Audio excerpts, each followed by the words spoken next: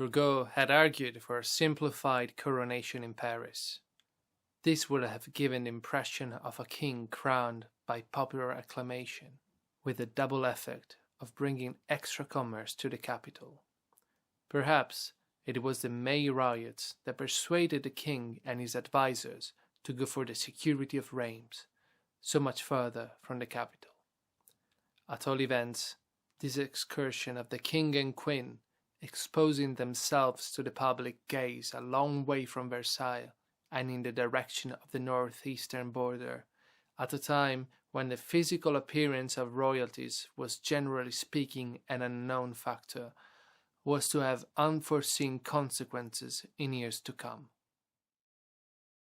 The day of the coronation, 11th June, was intensely hot, and the long ceremony was exhausting. Nevertheless, Marie Antoinette was deeply moved by the occasion. First of all, her husband's dignified concentration caused her to weep as the Te Deum was being sung. The king too had tears in his eyes, but the queen's emotion was so overwhelming that she was forced to withdraw for a short while. On her return, the eyes of the royal couple met tenderly. All of this was noted and received much approbation. The people loved her for her tears. Second, as Marie Antoinette told her mother afterwards, she was affected by the most touching acclamations on the part of the people and the evident devotion shown to them both. This despite a shortage of bread, which continued. In the evening, both the king and queen promenaded outdoors informally through the city, stoically enduring the stifling heat, Marie Antoinette on the arm of her husband.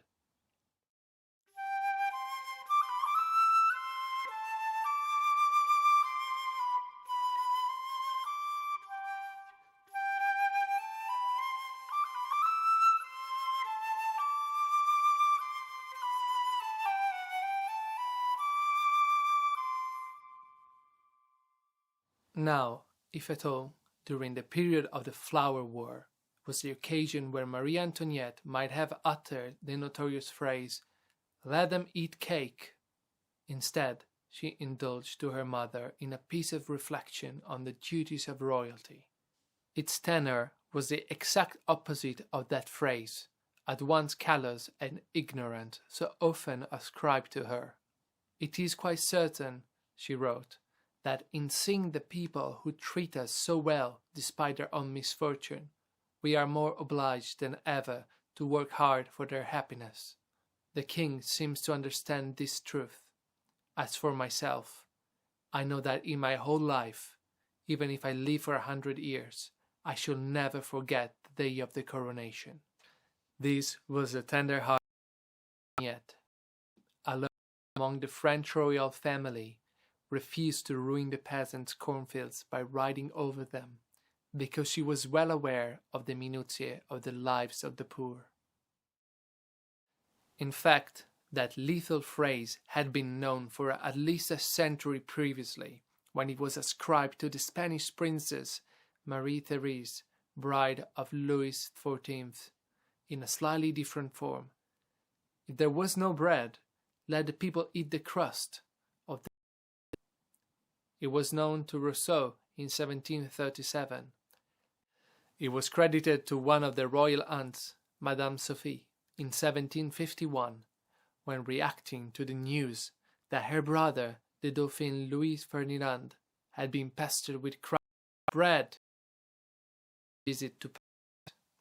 The Comtesse de Boigne, who as a child at the Versailles of Marie Antoinette, attributed the same to another aunt, Madame Victoire. But the most convincing proof of Marie Antoinette's innocence came from the memoirs of the Comte de Provence, published in 1823. No gallant guardian of his sister-in-law's reputation, he remarked that eating pâté en croûte always reminded him of the saying of his own ancestress, Queen Marie Therese. It was, in short, a royal chestnut.